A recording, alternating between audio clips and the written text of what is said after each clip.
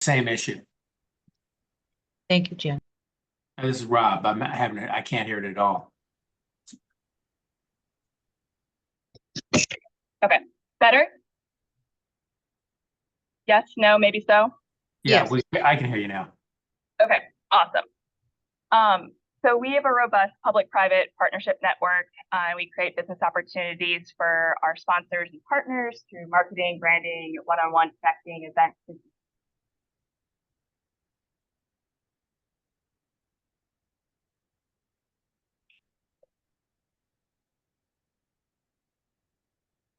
Okay. Disappeared again. We better? We back? Yeah, well, I can hear you now, but there was a big blank period in the middle. I paused. She wasn't talking. I paused. Okay.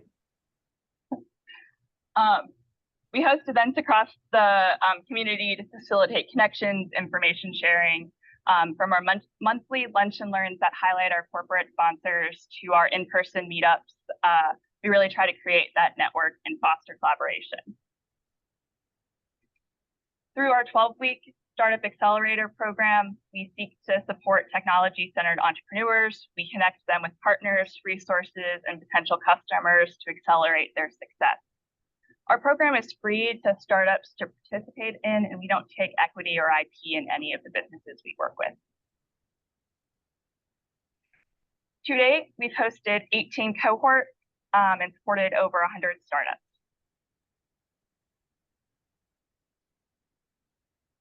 At a high level, this slide represents Riot's programs and events across Stafford and Virginia over the past 3 years. Our programs have engaged over 190 entrepreneurs, supported 125 businesses, and contributed to the creation of over 100 jobs. So today, I'm delighted to share with you the successful completion of the Expanding Smart Community Tech Entrepreneurship across Region 6. I did not name this project. It is a mouthful. So this project was applied for and granted to the Stafford Economic Development Authority. And then the Stafford EDA contracted with Riot to complete a lot of the program activities, which is why I'm here today. The original purpose of the grant was to build upon the previous pilot projects and successes of the Virginia Smart Community Testbed by exploring technology-driven solutions and connecting technology entrepreneurs across the Go Virginia region. This project aimed to elevate technology entrepreneurship across Region 6 by integrating these smart community solutions with the locality. Our goal was really to create that locally driven desire for smart community tech solutions and finding ways to introduce the solution providers to the locality. In my presentation, I will review the main project activities and outline our recommendations for next steps.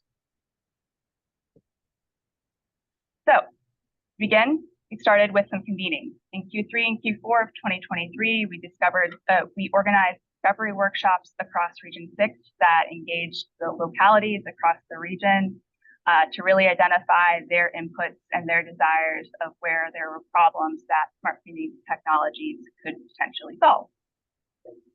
We were trying to figure out ways to have the solution providers really solve the local-based challenges. The workshops involved a really diverse group of participants. We had pretty good participation from a variety of the localities across the region. We held them in Colonial Beach and in Middlesex, and then virtually as well.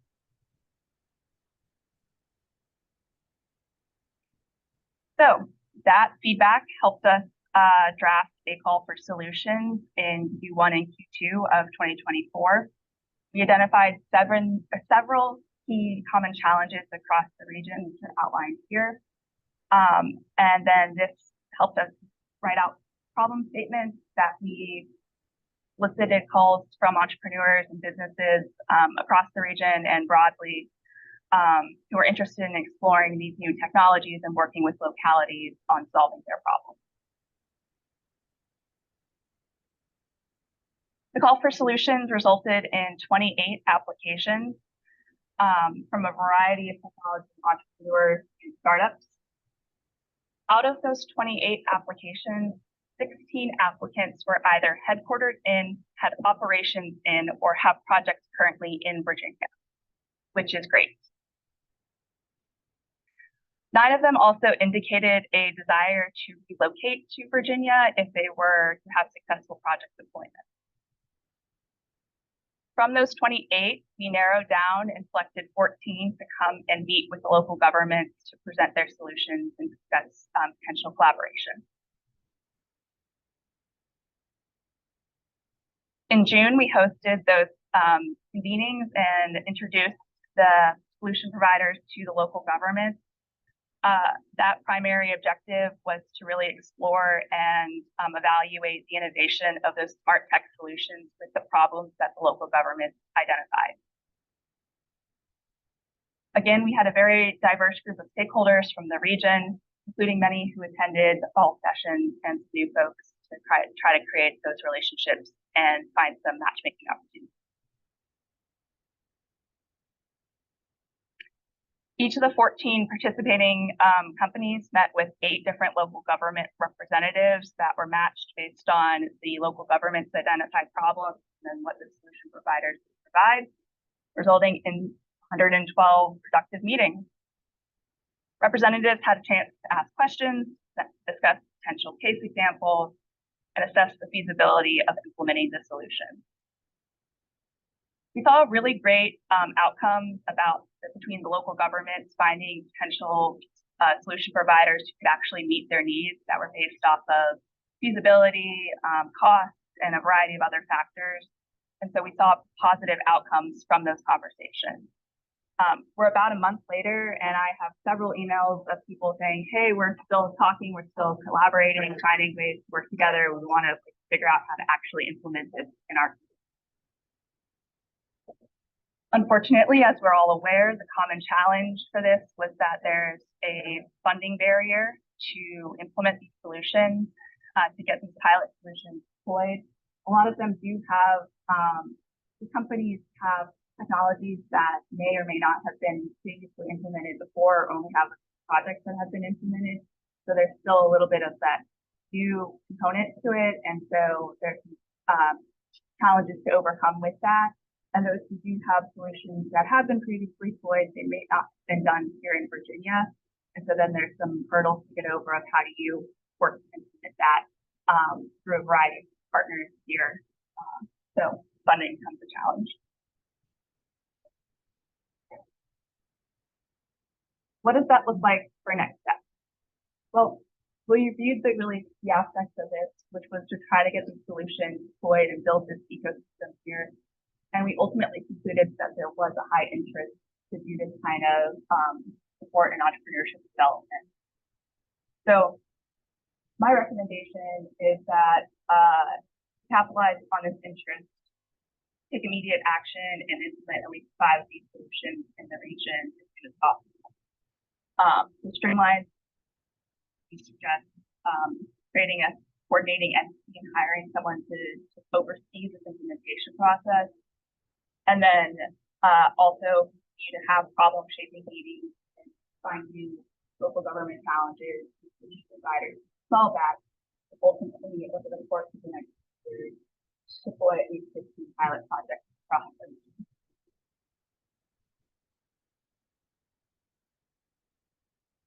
Long term, the overarching goal for this is to really create that technology-based economic development and foster this entrepreneurial cluster here.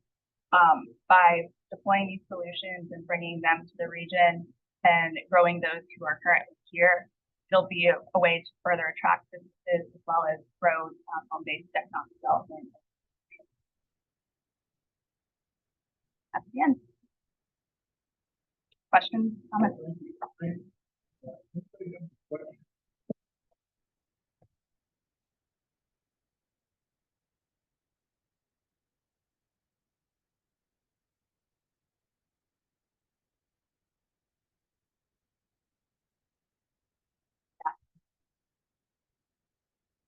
Again, with apologies, we cannot hear you. I hear you, that's correct. Yeah, I'll just hold it and stand in the middle. Yeah. My question is there a use case where if these technologies are adopted, it makes sense for localities in the long term? They just see it as a cost. That makes sense? Yes. So the question was, after the pilot project is deployed, how does the locality like fund it continuously, or is it just a cost to the locality? Okay. So yes, in the sense that the whole purpose and the whole impetus of this was that it's not good for any locality just to deploy a pilot project and then a year later the funding from some other source be like run out and then that locality no longer like continue with that pilot project. That's not good for the business. That's not good for the locality. That's not good for anybody. So really it was that we're only moving forward with solutions that the locality actually wants in their locality. And this is that initial like seed funding to get the project started. And then after a year, they can show back to their board that there's like driven results, there's, you know, X in cost savings or whatever that looks like for them, depending on the solution, to then say, we're going to continue to fund this on our own, versus having to say, okay, yes, we want to add this new line item immediately, but no one has any kind of documentation to show what does this look like for us, really. Absolutely. Any additional questions? Comments? Yes. Jen, can you speak to the capacity which Riot takes on, right? I mean, you have national access, you have started in Raleigh, sort of touch on everything that Riot touches and what this would give us access to. Yeah, absolutely. I think that the component that Riot brings to the table for this is that we have partners outside of the region that are interested in growing and scaling here as well, and bringing in our mentor network and our additional technology resources. It drives businesses to want to explore here as well. From the 28 applications, we had several from North Carolina who were interested in coming up to Virginia and working in this area, as well as our programming and events being able to bring in those programs and being able to add that education component over the next 2 years to really work with the businesses who are coming to want to work with local government. A big component that we had at the meetings was there's a lack of, I'd say, an educational disconnect between a business and a local government and how things work. A lot of the businesses were shocked that it's going to be an 18-month run time to get into somebody's budget cycle. And they were like, wait, what? And I was like, yeah, because like November for a July 1st budget, and like really that's, and so having, like, that's part of the programming that we want to put in is like, what does that actually look like? How do businesses like plan for that? What does that mean for business development? That level hasn't been done yet. I think that that's kind of part of the things that we bring to the table. And the 135 jobs that Riot brought, those are highly compensated, highly trained. Yes, they're all high wage jobs from the businesses that we have like worked with over the past 3 years, just from our Virginia programming and events, to then be able to scale out from there. Additional comments, questions? Absolutely. Okay. After a very long start, we begin our meeting today. Detail.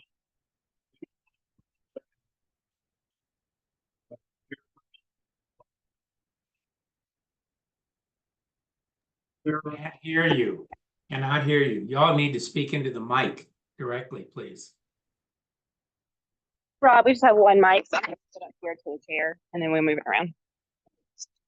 Okay, can you hear me now, Rob? Yes. Okay. The meeting's officially called to order. Sarah, would you please call the roll to verify in-person attendance? Dr. Bear today. You need to pass the mic. You won't be able to hear it, but we'll repeat it when we get to your name, Rob. I'll repeat it, Sarah. Yeah, come over here. Okay. All right, Dr. Derek Aday. John Anzavino. Present. Taryn Bryce Rowland. Present. Taryn, are you? Thank you. Renee Daniels. Jackie Davis. Jan Urquhart. Val Folds. Bell's on. Val, can you unmute and say present?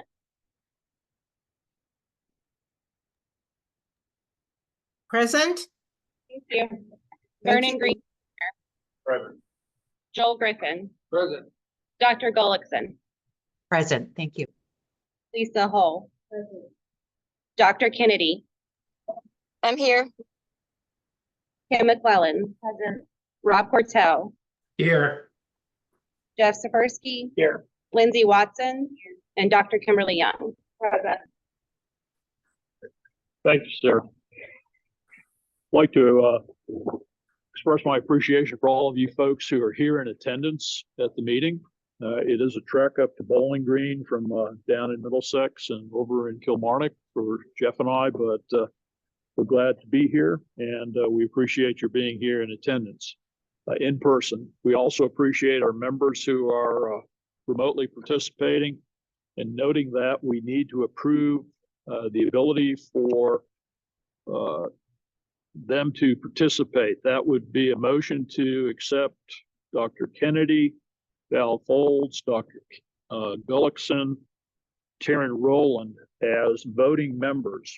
Jeff did not notify us in time, so Rob did not notify us in time.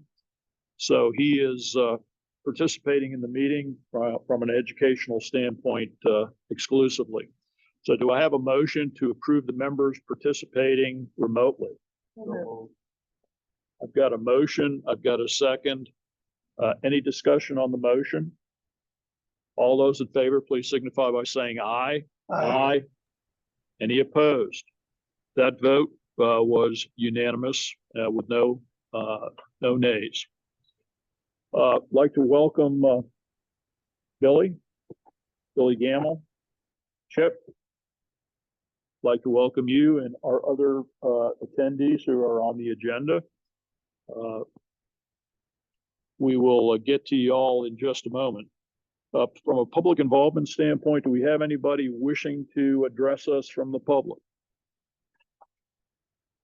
Okay, so no one is wishing to address the Go Virginia Region 6 Council online or in person. First action item is to adopt the consent agenda, which includes approval of the April 22nd, 2024 minutes, the fiscal year 25 DHCD capacity building contract, and the update to the electric meetings policy, which is required on an annual basis. Do I hear a motion to accept and adopt the consent agenda? Second. I've got a motion and a second on my left side. Any discussion on the motion? All those in favor, please signify by saying aye. Aye. Any Aye. opposed? Okay, thank you. Anybody else online? Do we get everybody online? Okay. The motion carries. Thank you all very much. Okay, we'll move on to old business. Ian, this will be your discussion, amending the Region 6 Growth and Development Plan to include agriculture as a priority industry cluster. Thank you.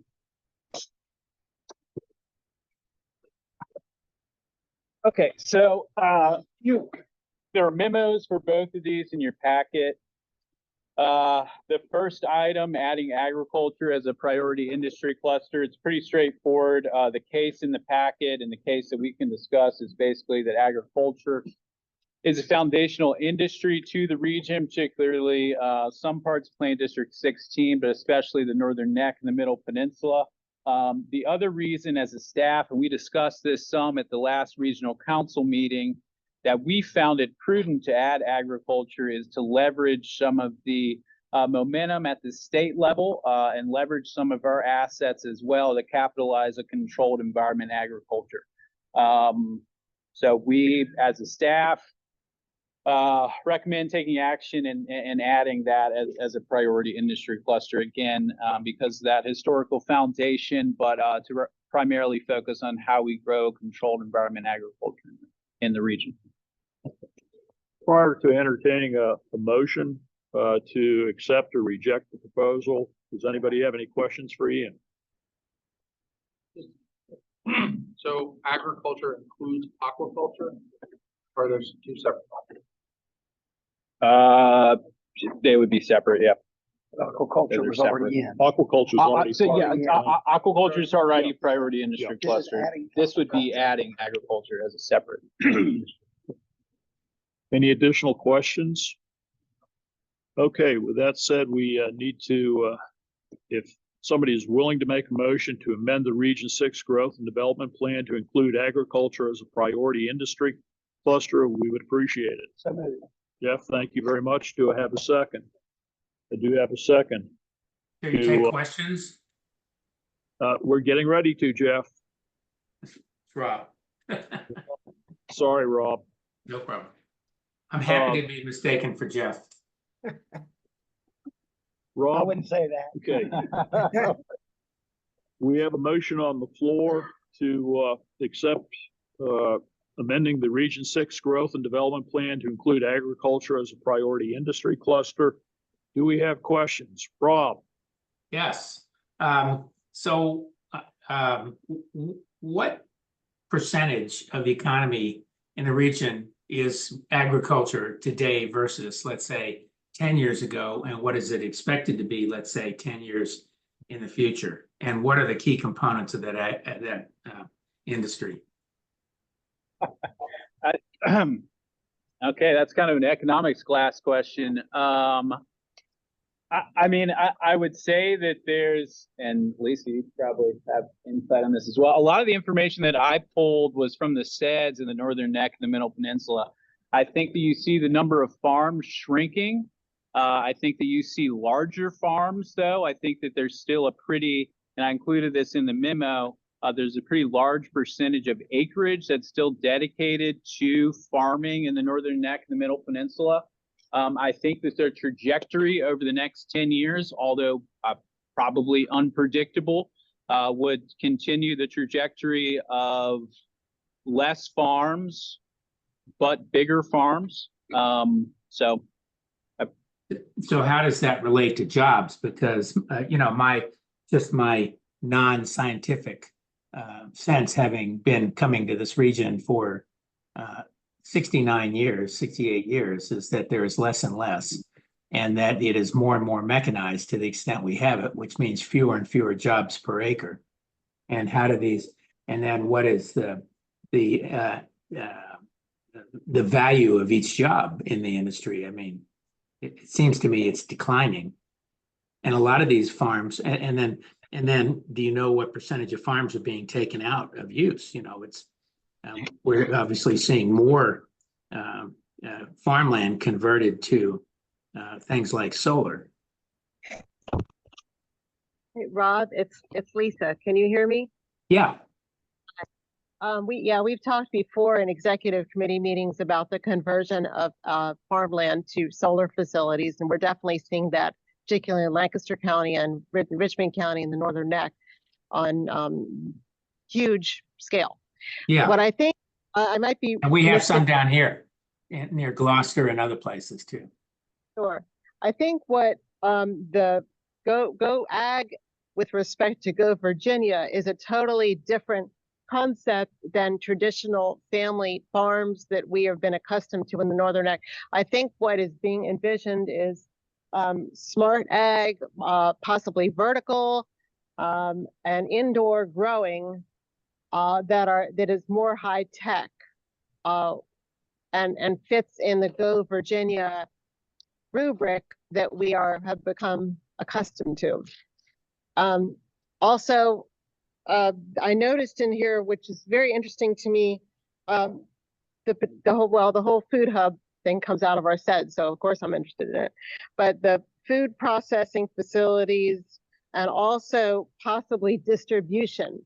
So this this is much broader, and I think we need to get out of, when we think of agriculture, I think we all think of family farms, which are wonderful, but not really what I think would be addressed in any program regarding this. Well, so I've been involved indirectly with a number of ag technology companies, so I know what you're saying. So I guess one question I would have is, could we put in their language somewhere that we would like to support test bed technologies in this region in agriculture? Sure. I mean, we can, so that would be reflected in an update in the growth and diversification plan. This is literally just adding this as an industry cluster so that it's something that we can contemplate as a regional council, totally from the Go Virginia perspective. So some of the thinking, and Lisa was alluding to this, is trying to really understand what controlled environment ag would look like in our region, getting a grasp around what workforce development would look like, what programs we could develop there, what land use would look like, what facilities would look like, best spaces for facilities. So once we do, which we will do in short term, update the growth and diversification plan, which is our strategic plan, again, just from the Go Virginia perspective, and identifies the priorities that we can focus on within the context of Go Virginia, we can add language. Okay, that's fine. I know people who have who've tried to do it here and ended up outside Richmond. And I can send you the movies if you'd like. But there are a number of companies in Northern Virginia and Charlottesville that are interested in all this space as well. So I think we should proactively go after that. That's really my point. So however you want to do it, I'd like that to be, it seems to me that needs to be part of our thinking. Thank you, Rob. Yeah. Any additional questions or comments?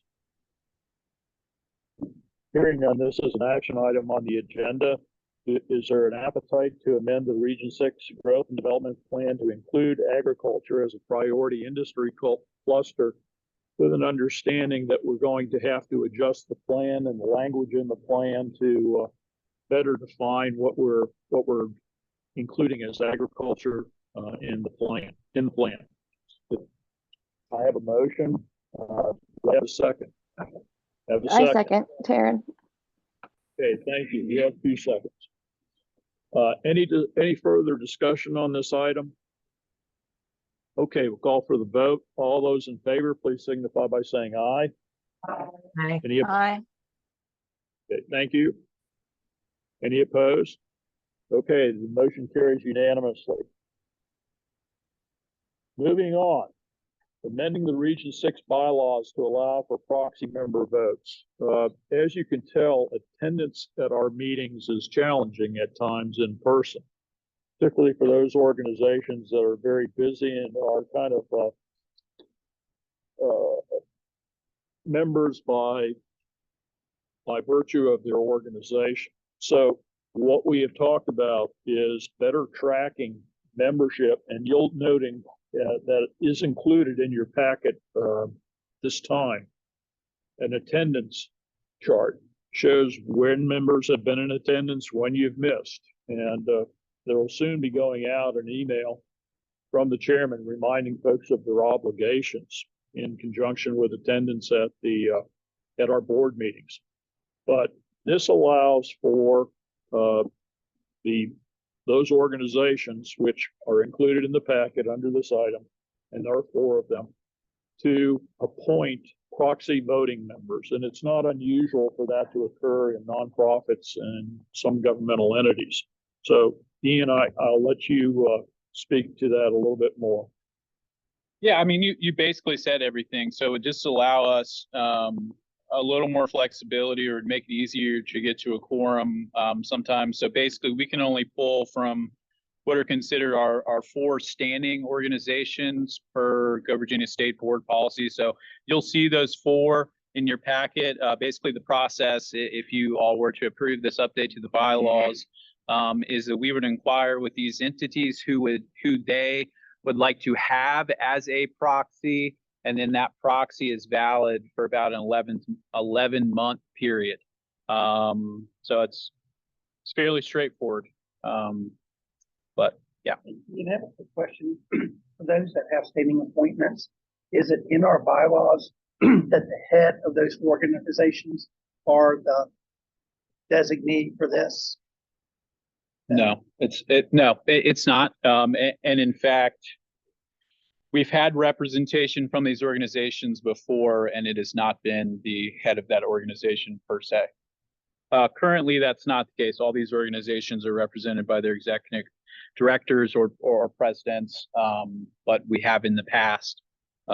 Bruce was the representative for Germana for quite some time, and he was not the president.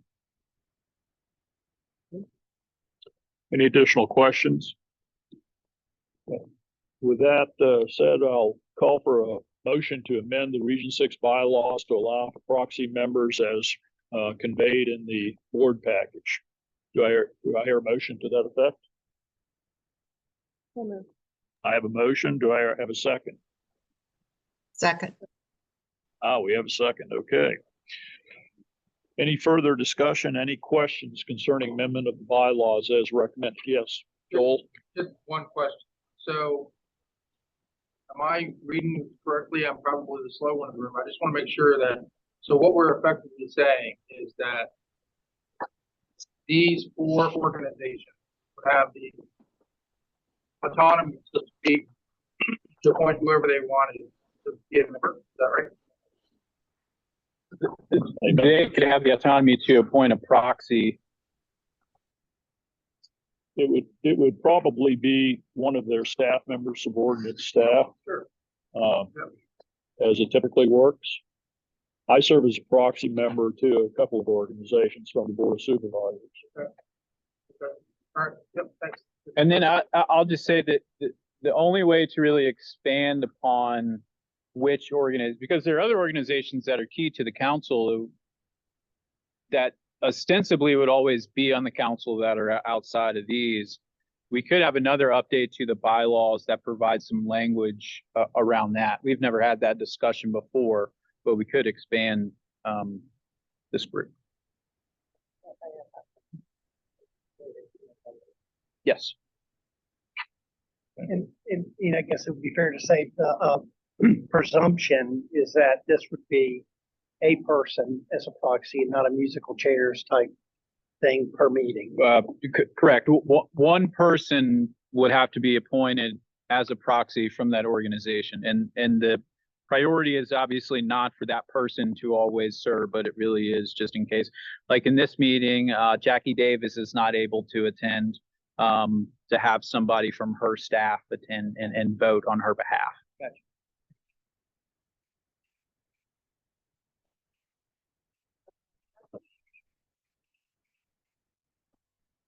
That's right. Yeah. So it's.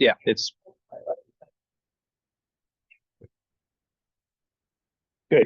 Any additional questions or discussion concerning the motion on the floor to amend the Region 6 bylaws to allow proxy members to vote? Hearing none, I'll call for the question. All those in favor, please signify by saying aye. Aye.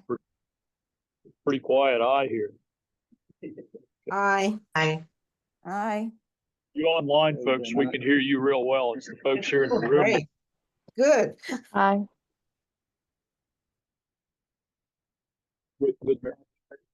As presented in the package, yes. Any opposed? Okay, the motion is approved. Okay, we'll move on to application discussion and determinations. Our first item on the agenda is to discuss, or the application on the agenda to discuss is the Festival Hall restoration, the teaching commercial kitchen implementation project from Northumberland County. Bruce Samuelson's here to make the presentation, and let us set you up and give you the microphone. Well, hopefully they won't worry too much about me. I've had that challenge in the past. I'm Bruce Samuelson, resident of Reedville. I'm on the board of directors for the Greater Reedville Association. I'm the treasurer. Our executive director, Ms. Sharona McCraney, is online. She's holding down the fort. I feel like my guardian angel here today. I did some slides, but I decided not to do them because I didn't want Teams and Zoom to get in the way of the discussion. What we're doing in the Greater Reedville Association, our charter and mission is we're the de facto community organization, and our goal is to maintain the legacy of the water. Reedville is one of the last working fishing villages on the East Coast. At one point in the nation's history, we were the richest village in the nation because of the fisheries. We have a community center that was donated to us about 6 years ago. We're in the process of renovating it. And as part of that renovation, we're looking to convert the kitchen, which is very similar to the kitchen behind you right now, into what we're calling a teaching commercial kitchen. And the goal of that kitchen would be to support the activities of Festival Hall as a community center and a rental facility, but also to extend that kitchen to local watermen specifically. Many of the watermen are 1- and 2-person organizations, much like the farm conversation we just had. They are not consolidating. I mean, it's very hard to mechanize getting oysters out of the rivers, and it's very hard to get a crab cut up off the bottom. Do it by hand. And so a lot of those multi-generational processes are still doing that. And what we're looking to do with the kitchen is provide those small 1-2-person LLC type organizations a venue where they can vertically integrate, move upstream by processing their own product. And in our economic model, we picked on 2 products, soft shell crabs and oysters, shucked oysters. There's many more products they could use. By processing that, pretty much assume the role of the wholesaler so that they then sell either directly in the market, and I'll get back to how that happens in a second, or they can sell upstream into a middleman. And the economics of that are pretty significant, where if you get an oyster off the bottom and you sell it to somebody who's in wholesale to pack it, resells it, and it's pennies on the dollar. But you can assume the bulk of that, and that's how our ROI model was built to reverse engineer the number of jobs we created. They can now grow, and specifically by growing, what I'm looking at is adding a second person on the boat, adding a second boat to their business, adding a third business, possibly adding more product to what they're offering, sauces, crab balls, other products that are very indigenous to the northern end. The second project that we've got envisioned for our kitchen is instruction, education. Virginia State Department of Health, and then depending on how you ship the product, the FDA, have very specific guidelines and in some cases certifications on how you manage shellfish. A lot of these individuals, again, were taught by their parents, their grandparents, and frankly, just rebaselining them on here are the rules and regulations that guide how this work is done. That's how it would happen. Our Safe Festival Hall Committee has members on board who are chefs. They're Safe Surf certified. My plan would be is to also get them certified as a trainer who will train the trainer for the shellfish specific regulations. So our initial class in our application, we'll simply hire a company that does that. There are several associations that do this on a per seat basis, but concurrent with that, we would train one of our cooks.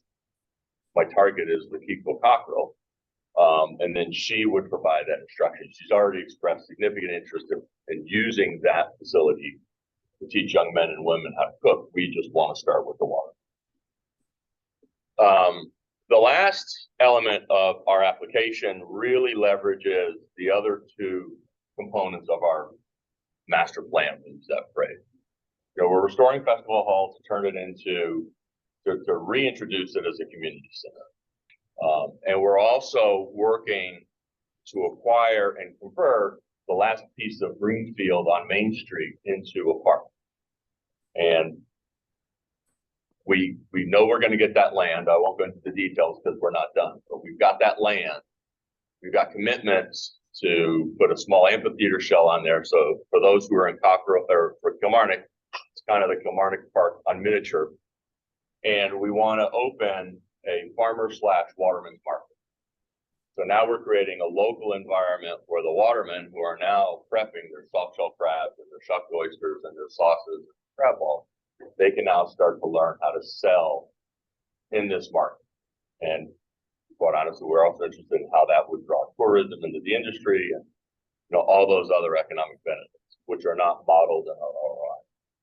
But as part of bringing Festival Hall back online, our applications on other grants, what we're looking at is leveraging some of the goals in the regional plans, specifically opening a score chapter.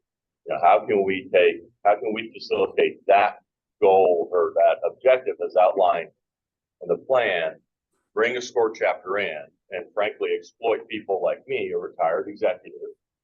How can we teach watermen how to operate a business, how to operate a payroll? How do you use a 1099 employee in lieu of hiring an employee if you're working a seasonal environment like that? How do you properly insure your boat? How do you manage a maintenance schedule on your boat? Which, believe it or not a lot of these people do. So just how do you operate your business? I was on Eastern Shore this weekend, and I was with two individuals who were both started their own businesses, sold their businesses, and are retired, and expressed interest in being coaches on that team. So, quite honestly, in our application, I'm kind of the proxy for all those other individuals on the grant matching plan. But that's the third element. So what we want to do in our application is provide the environment where these watermen, young men and women, can grow their business by knocking down the barrier. They don't have access to a commercial kitchen. Teaching them how to use the kitchen and process their food successfully, and then how to be successful in their business as they grow. That in a nutshell is our application. I won't bore you with a lot of the other details. I'll open myself up to that. Thank you. I found the application to be pretty well prepared. Thank you. Pretty detailed, but I'm sure that we do have some questions from board members about how this all fits together. Being on the Middle Peninsula side of the river, I really applaud your effort to do this because the aquaculture industry, the waterman's business is a tough business, and there doesn't seem to be a whole lot of, support for it, I would say, from the communities. We talk a lot about it, but we don't really support it. So this is, a very focused application, but I know that there are going to be questions from board members. So let's open up questions. I have a question. It's Rob. Rob. Yes, sir. So I think the very first meeting I was on the board, maybe 3 or 4 years ago, Louis Lewis brought a proposal to the board to set up an app for the fishermen to sell direct to the consumer. And I insisted that he get 100 interviews, which he did. And I think whatever he got still led them to what I thought would happen, which is they didn't use it, partly because internet access is so poor, but around the counties. So that's one attempt. And then the junior college has in the past done, I believe, a chef training and kitchen and everything else and canning and blah, blah, blah, blah, blah. And to the best of my knowledge, that's essentially not gone anywhere either, but I could be wrong. So I should have started with saying, I applaud this. I live on Gwynn's Island. I have access to we have a guy who raises spat who does a great event on Friday nights here on the island, and it's always well attended. They do oysters and blah, blah, blah. But I think I would come back to the question I raised with Louis Lewis 4 years ago, which is, have you actually talked to any potential users? Have you done interviews? Because, you could spend all this money under the theory that if you build it, they will come. But I'm not sure in my own mind that they would. And I don't mean anecdotal information. I mean a scientific, set of questions of people, 100 people or so, that says, what are the kinds of things that could help you better sell or better operate or better blah, blah, blah, without telling them about the idea of a food court or this particular approach. Because if you do that, that biases the sample. So have you done that? We haven't done 100.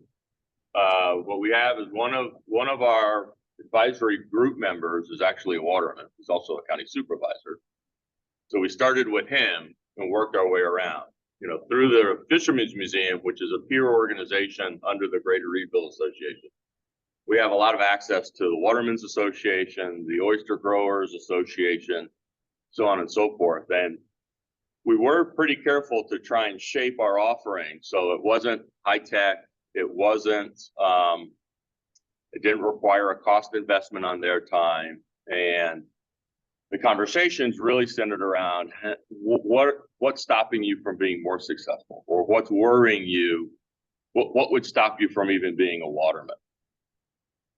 And the answer was, I worry about having cash. I worry about having a single stream of income, which is oysters or crabs. And if crabs aren't coming into the pots, I can't maintain my boat. And so that coupled with, as you see on your island and as we see in the Northern Neck, you go into the local stores and you'll see not a lot, but you'll see some local product. So you go back and you talk to the watermen. Well, would you be interested in creating ancillary products that you would sell under your name? Now, some of the watermen will never want to do that. They'll hit the easy button and they'll sell to a wholesaler, or they'll sell to what I would call a consolidator who would then do that.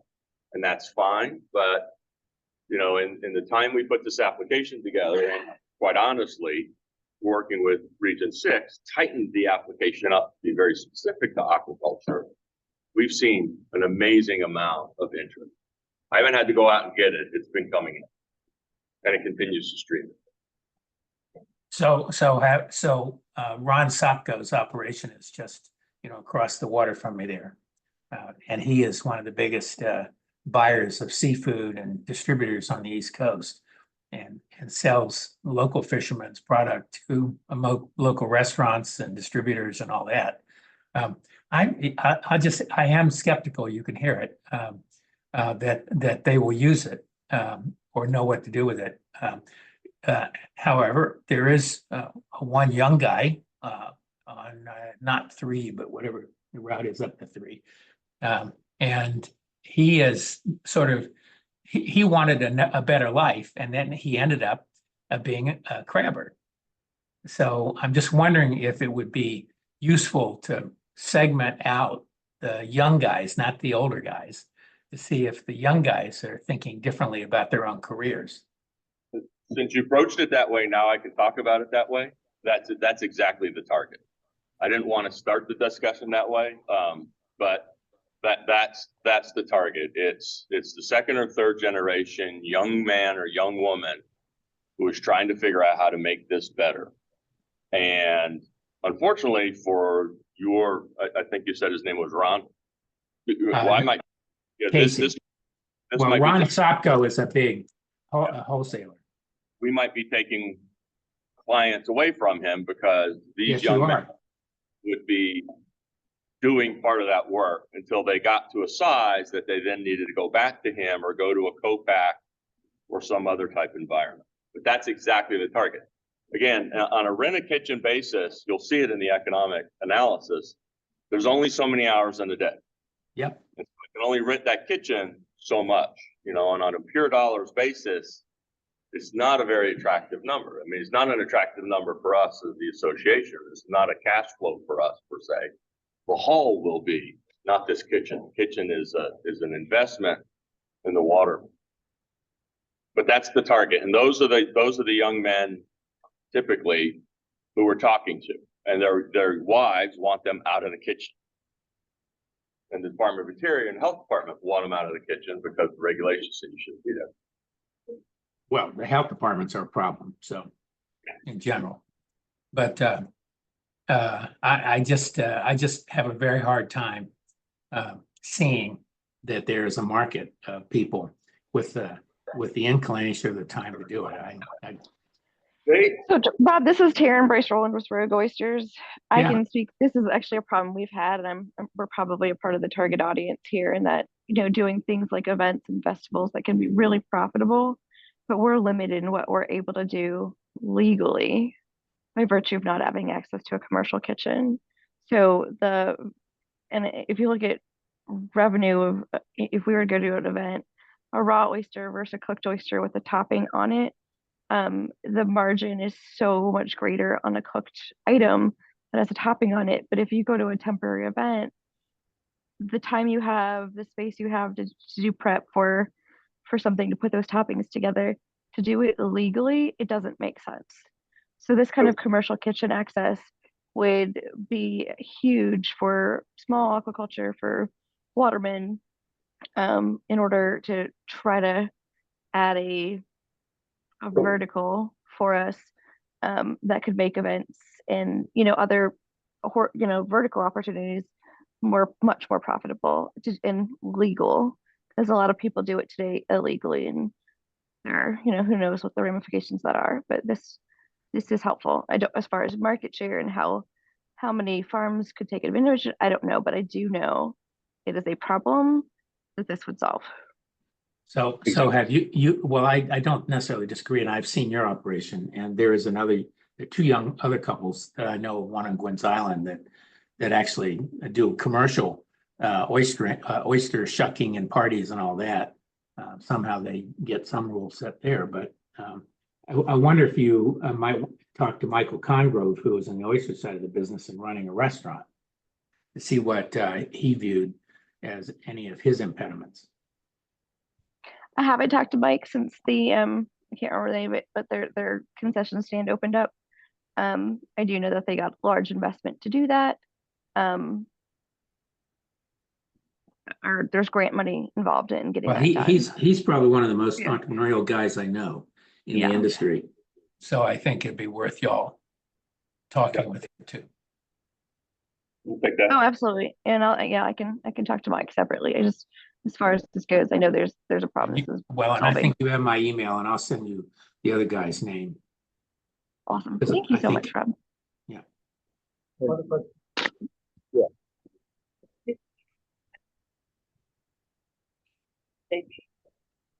Having a hard time hearing.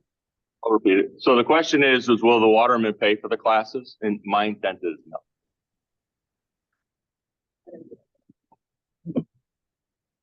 Sure. So, I'm honestly struggling with this. The reason being is that, running restaurants is an exceedingly difficult job, requiring full-time attention, and the margins are insanely low, talking single digits. So asking someone who does a very labor-intensive job all day to then go into a labor-intensive job all night, I don't want to speak to the Herculean efforts that would require, but I would just say that I don't know enough about this topic to really say that an individual opening an individual, oyster stand or a seafood place or something like that would generate the kind of revenue that would make the difference. But I will say that there's probably a way to change the way Virginia currently legislates the watermen and the oysters, because they would get a higher percentage of return if we remove the regulation that they have to use a wholesaler than they ever would from opening a restaurant. And being able to sell direct to a certain percentage, and I look at the wine industry, I look at the beer industry, that legislation recently changed. It didn't completely remove wholesale, right? But it did allow for the small businesses to be able to sell direct. And I think that return would be far greater than a restaurant, but I don't know for sure. Well, I I'll would- confess, but Oh, I was going to speak to the opportunity. I think the greater opportunity is in, it's again the verticals in being able to do for somebody to have their own sauce line or mininettes for oysters. It's not going to be opening a restaurant. It's trying to expand what the opportunities are for making money, because it is especially for watermen, as a hunter gatherer, essentially it's a crapshoot. But if you give them this opportunity, then they can create a more stable, ideally, revenue source. So just to that point, in the application, you talk about tourism, you talk about wedding venues, or reception, things like that. Again, this is a very hard job. It's a very critical job. I think it's something that makes Virginia very unique in what we are able to do. I don't want to come across as, not supporting the industry. I'm concerned that you start spreading these people too thin because they're chasing 25 different, revenue sources versus creating better revenue streams for what they are already perfected. And as you said, they've done for generations. well, and that's one of the things that we did to hone our application down, because, the first couple iterations of this look was much broader. So what we're really looking at is, I'm going to kind of block this on a calendar now, it's Monday through Friday. So this, festival hall as a private function facility on the weekend. So that kitchen would be biased to it. It would be a different community using the hall.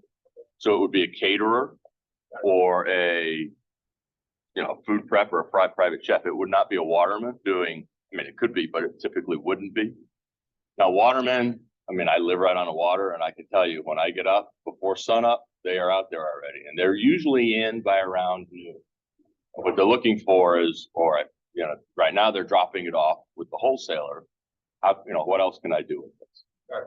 And so what we were trying to do is give them that afternoon. And that's one of the things that we found is a throttling issue on our application is there's only so many good hours in that day. And so it's one of the reasons we tried to keep the numbers low. And frankly, our goal would be is to graduate the watermen out of that kitchen.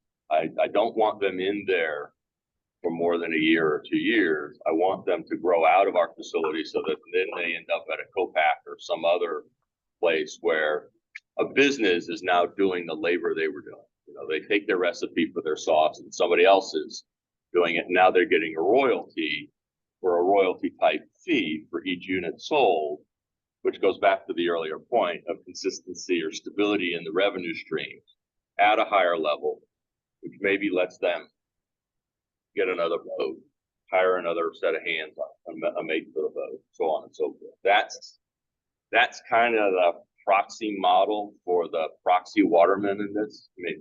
Each one will be different, but that's kind of the poster child for it. And I want to jump in on this too, and just want to kind of, as someone not just who runs aquaculture farm, but also has a family that runs a marina that is geared towards the watermen for 3 seasons out of the year.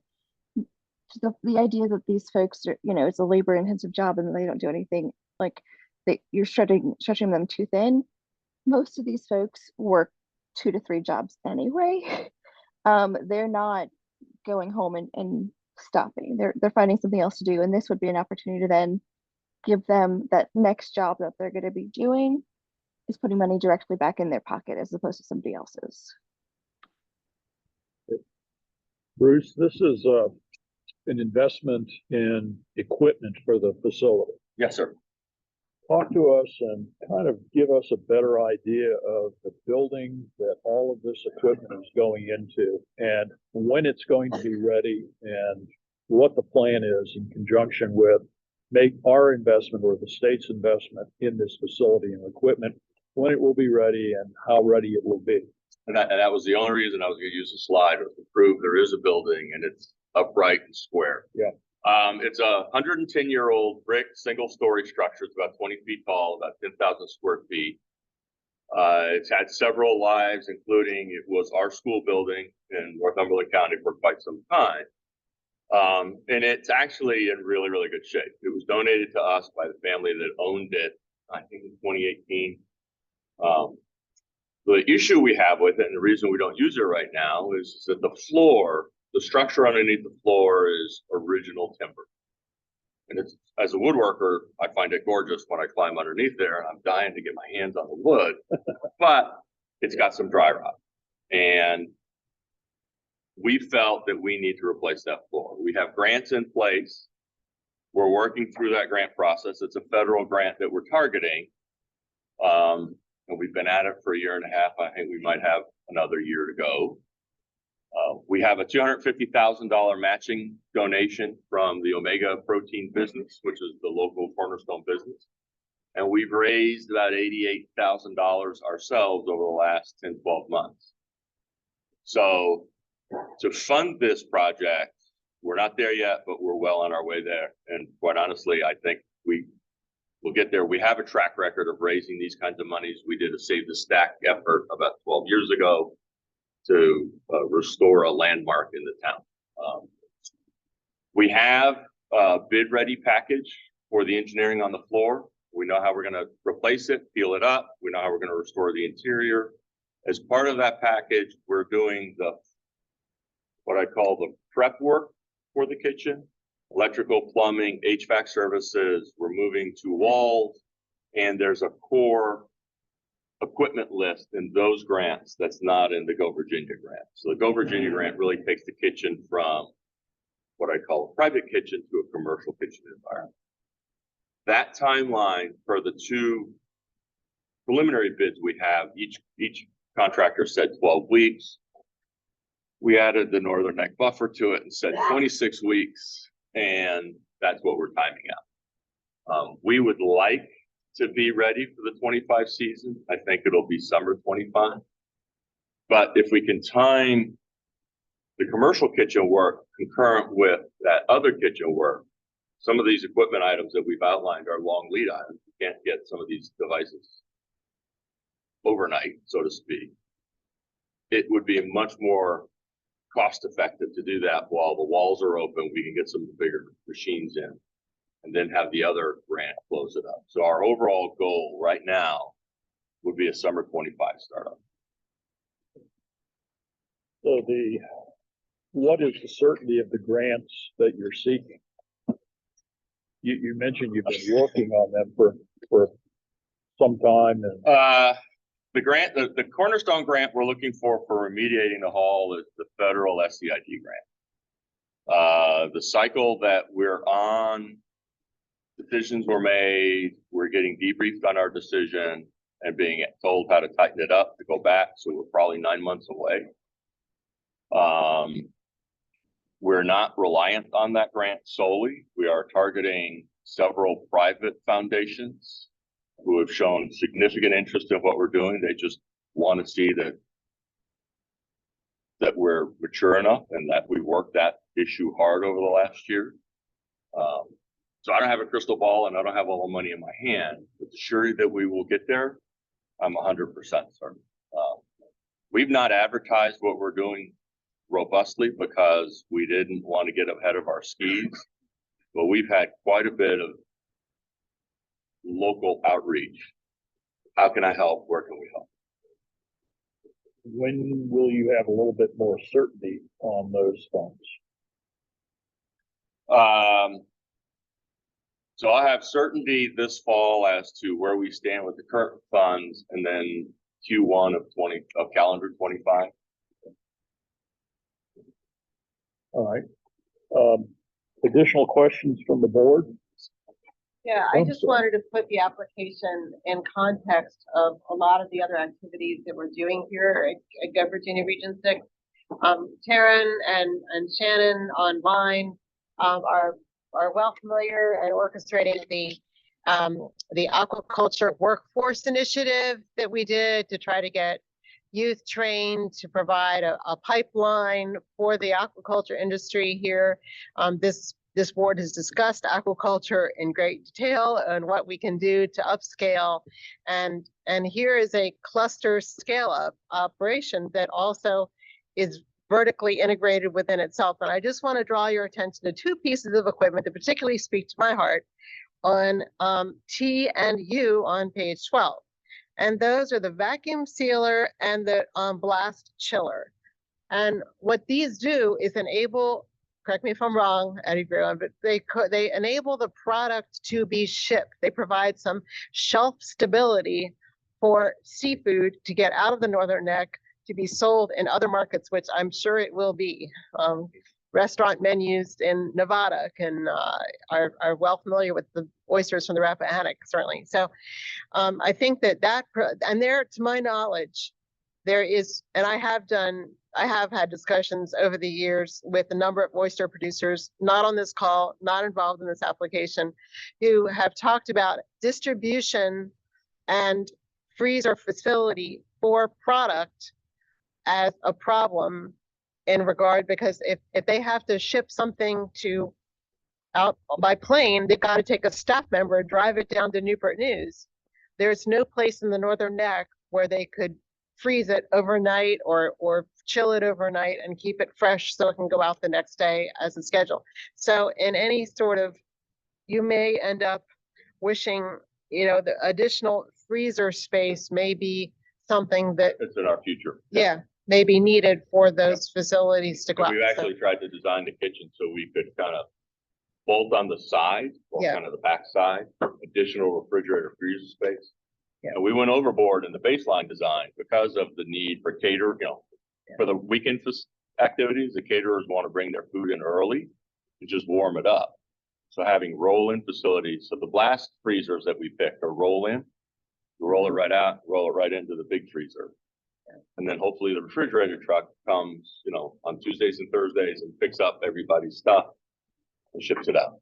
That's kind of the scheme of maneuver. I mean, and then you're getting into the whole manufacturing and distribution piece of a lot of that as well. Additional questions? Specifically, sort of going straight to how the direct jobs created 9-year one, 21-year two, Yep. 28-year three, how are those derived? So the first round on the ROI model, it was like top down, like educating, putting to work, setting to work. This round, it was quite honestly bottoms up. We looked at a proxy of, here's 20 watermen, and right now they're in the wholesale model. They catch this many oysters, they catch this many soft shell crabs, and they sell them roughly at this price to a wholesaler who then marks it, middlemans it, marks it to the market. And a 6-pack of soft shell crabs in Arizona or up in New York City is like $90 per shell. That waterman's getting like maybe $12. The alternative model through this kitchen was we strip away those activities and we're shipping it straight up to that final distributor, to the boutique stores in Manhattan and Phoenix. And they get a much larger number. And so we took that number, we used it pretty conservative. We said 60 soft shell and 60 pints of oysters, 60 quarts of oysters per 2 week per waterman, 20 watermen. And we calculated that delta, which was $775,000, and divided it by an average rate for a waterman. And that's how we got to the jobs. So as part of that, as part of pulling away from wholesalers and going toward a more direct model, and obviously Yes, sir. the whole part of the whole wholesalers have is a network, and they have inroads to the restaurants and all that stuff. How would all that happen with a direct model?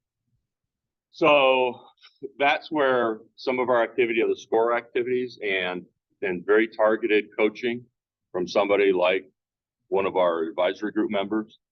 I haven't talked to him about this coaching yet, so I don't want to put him on the spot, but leveraging those networks, to the earlier statement of the youth, right? We're targeting the young. And some of what I see in my 5 years on the Northern Neck is when these other resources who have those contacts age out, there's not necessarily that knowledge transfer.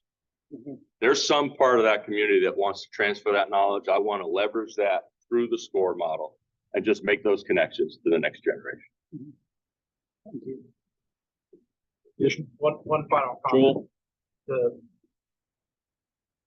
the distribution issues, Yes, sir. the wholesaling Yeah. issue. Would you see that if this model is successful, that there would be an opportunity to go back to Richmond and negotiate for better wholesale distribution? Sure. I mean, it would be a success story that would then prove that, you know, we should modify this legislation to mimic the other successful legislations like the wine and some of the other examples you use. So, yeah, no, I think we can get behind that. I have a question. You talked about expanding the equipment. Is that goal once it starts getting bigger, you would expand your equipment, more freezer yeah. space? Is that what you're planning to use when you talk about the festival profits that you'll receive? Will that go back into expanding? So Festival Hall and its kitchen are a peer to the museum. So the big moneymaker for Festival Hall, quite honestly, is going to be weekend rentals. Right. There is not a facility that can hold 300 people within an hour and a half of refill.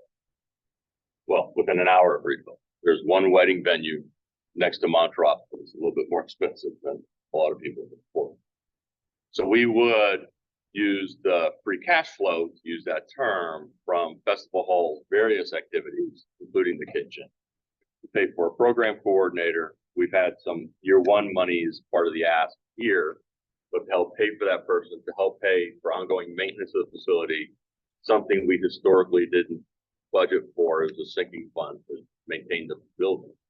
And if we saw further economic benefit, you know, add more freezer space. I mean, where I could see us going, quite frankly, the one area that there is innovation possible in oystering in particular is how you breed and nurture spat.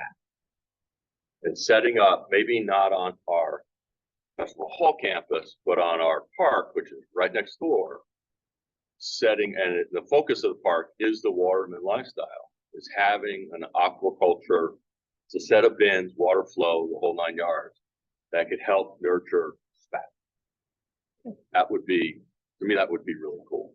So People would like to see that.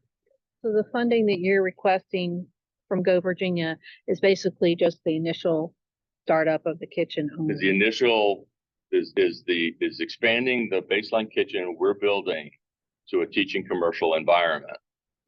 And then, as Lisa points out, with specific equipment that would allow us to store and ship shellfish and seafood products. Thank you, sir. Thank you, everyone. Any Bruce, additional can I ask one question real Go quick? Sorry. ahead, Ian. Can you just kind of talk about what you guys envision as the timeline? Let's say you get the floors done, you get approved for this at the regional level, you get approved at the state level, you go under contract, let's say mid-October. What would that timeline look like for purchasing the equipment, getting it delivered, and then installing it? Really, those first two steps, how long do you guys envision that taking? Most of the equipment that we've seen, so when we engage a kitchen design firm, they helped us go to market, the price, and identify most of the hardware. Most of the equipment's not that long lead. It's not like some of these refrigerators that are a year and a half, like one in my house. So we would drop those purchase orders. We've definitized the kitchen plan. We'd want to talk to the Kilmarnock office of Virginia Department of Health just to confirm we're going to be in alignment with their shellfish thoughts, because we haven't finished that conversation with them yet. And I'd like to be, let's say it's a 1 October start, I'd like to be under purchase order for the vast majority of that list by 1 November, so that we could then time receipt of it. It's a ton of stuff. I'm not sure we're going to want it in our building until we're ready for it. But I'd like to time that receipt so that we could be ready for it, knowing what our floor schedule would look like, and say that started on 1 October. We would be looking at about a 1 February to 1 March window to land that kitchen. The process itself is going to be about 6 to 8 weeks. Because again, all the mechanicals, electrical, plumbing has all been set up while we had the floor open under the other contract. So literally all we're doing here, very specific to what I understood the guidelines of Go Virginia grant use, would be buying and landing that equipment. And then the builder would come in, button up the last wall interior, and we'd go to work for the spring 25 season. Additional questions or comments? Bruce, I think the concept is really terrific, and I really support it.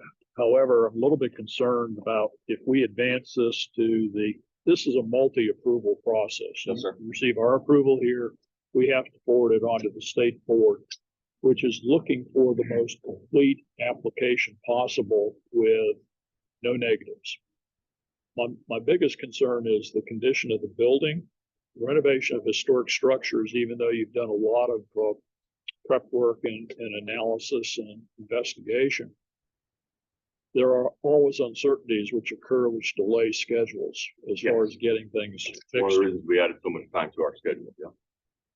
Would it harm your process if this were deferred to our next meeting for decision?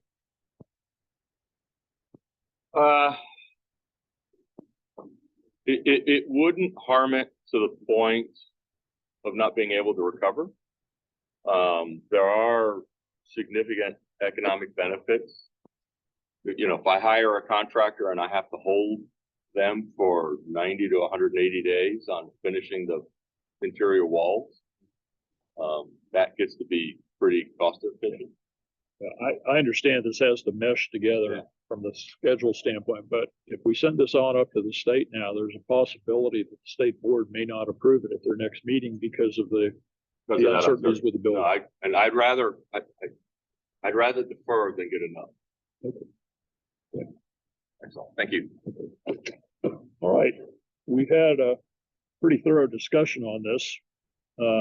What's the pleasure of the board in conjunction with moving this forward? Do I hear a motion to approve the application, deny the application, or defer the application?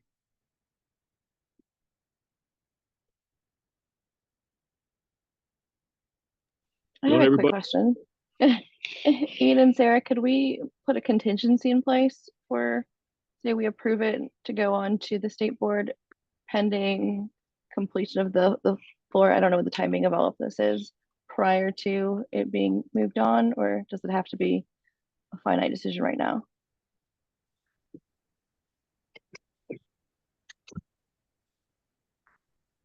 Yeah, so I think any kind of contingency, so I mean, this round will run, basically this will go in front of the state board in September.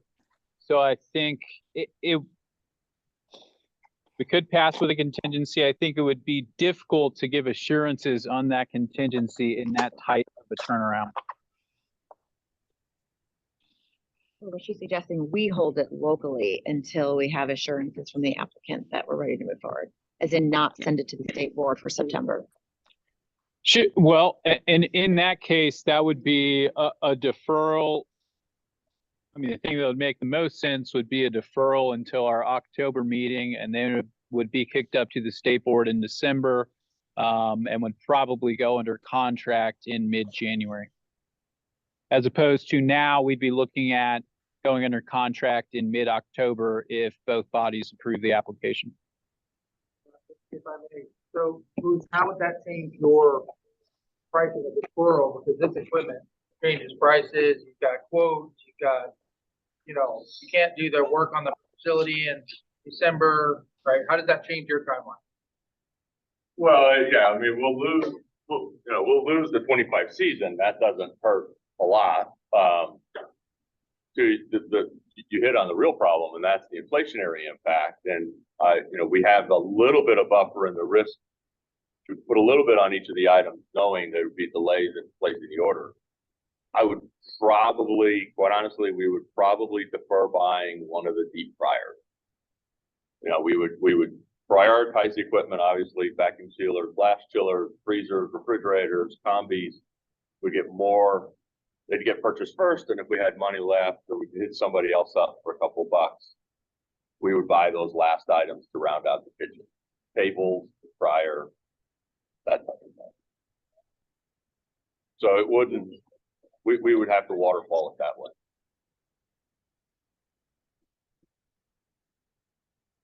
We're still waiting for a motion to approve, to deny, or to defer. I guess where I am is, I'll admit my bias. Any dollars that get down to the northern neck, I am totally biased. And I know I'm one big happy family here, but I do feel there's a little too much hair on it right now. I feel we're running the risk of a little bit, really, it's a cart before the horse before that facility gets ready. And the contingencies involved in getting that facility ready cause me concern that it would hold our bringing up.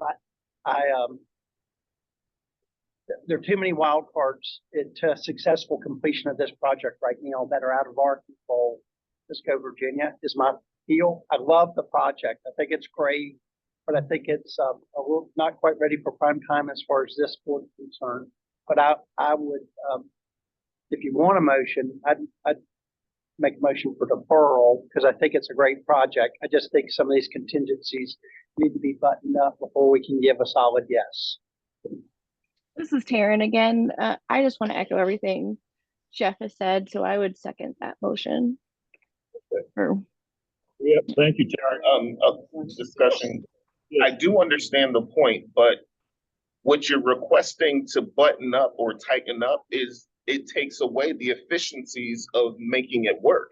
It's like the calendar's thinking between the construction and this project give you those cost reductions and savings in the effort. And so if we were to defer, you're actually going to increase the price because he has to do it all over again. And so I do understand that there is some question, but syncing that schedule I think is a key component of this process. Yeah, I think my concern specifically is those federal funds needed to complete the construction. If all the money was in hand, that the construction was just a matter of time. Yeah. We've got it funded, but there's some wild cards there. If that funding doesn't come through and the structure gets held up, that's where I get hung up a little bit. That's why deferral for me. Jeff, this is Shauna. So if the Greater Reedville Association has gone to a private foundation, actually it was the private foundation, the Burkle, the people who gave us the building to begin with, they just gave us the land next door to the apartments on the other side of Festival Hall, which we're going to create the park that Bruce was alluding to. That foundation, when I met with them last week, they're going to try and find us a large amount of money, and we may not have to do the federal grant that we were going after with the SEID. If we did get a sizable amount, what we're looking at right now is about $150,000 to get the floor done, because we have the $250,000 from Omega. Plus we're getting really close to $100,000 mark with Aquapalooza coming up. We made $30,000 with that last year. And so if that did not pan out, we could get a loan. And I think my board knows how hard we've worked. The Festival Hall Committee has worked toward that. And so if that's what is deterring you right now, you know, I just wanted you to know where we stand with the private foundation, as well as, you know, the board maybe being amenable to a loan. One more question. I know we're kind of going round and round about this, but is there a way that we could defer the vote on this with the contingency that the funding for the building is in hand by October, while also drafting a letter of support for this program, so that helps with getting the chicken and egg, right? If we say we would pass this in October, if you'll give them the money now for the building, can we get over that hurdle some way? The multi-approval process, you can't guarantee that. The thing is, Joel, we're talking about advancing the application to the state board to keep the project on track. If we advance it now, it's probably going to get kicked back. is what I've been told. If we could draft a letter of support to a foundation that says, okay, we're supporting this, but the state we've got to wait until we have the money in hand to do the building renovation before we can advance it to the state so we can get approval. So that's something that we haven't done in the past. It's kind of an unusual step. It's a creative step. I would admit to that. Ian, I would rely upon your judgment in conjunction with that as somebody who works with the state board all the time, or Billy, who is with us from DHCD and the program. So, we typically can't, so when we go under contract, it's the contract start date, which is the first day that you can get reimbursed for expenses, is going to be the date that the state board approved it. So if this got deferred and we're talking about like it would go in front of the state board in December, I think December, 12th or 13th, something like that is when the day would be. That would be the first day that we could reimburse for expenses. Now you might be able to get creative and like have the vendor like kind of hold off on invoicing things until it happens. But I just want you guys to be aware that we can't reimburse for something that happened like 2 months before the state board officially approved it. We can get more creative with the match side. We can backdate for equipment on match. So maybe there's some opportunity there to get creative with match. So I think it's 12 months for match that we can get back to.